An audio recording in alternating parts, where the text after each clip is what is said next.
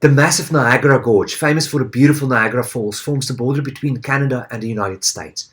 During the middle of the 19th century, it was decided that it was time that these two countries should be connected by a suspension bridge to allow travelers to cross over close to the falls, as it was quite a long journey to go around it. There was only one small problem. This seemed impossible. You see, during that time, the way a bridge was constructed was by taking the necessary cables across the river by boat.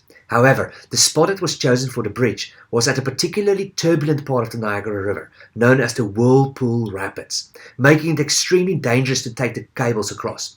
So they decided on plan B, which was to shoot an arrow with a rope attached to it across the gorge. However, the place that was chosen was more than 230 meters across, and no one could shoot an arrow that far.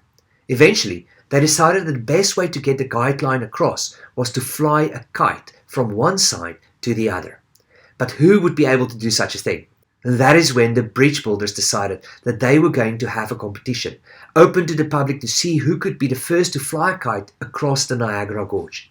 Eventually, a 16-year-old by the name of Homan Welsh accomplished this and won the prize money. This meant that they now had a thin string that spanned a huge gorge. So they attached a slightly thicker rope to it and then pulled that across before putting an even thicker rope across until finally they had a cable spanning the gorge.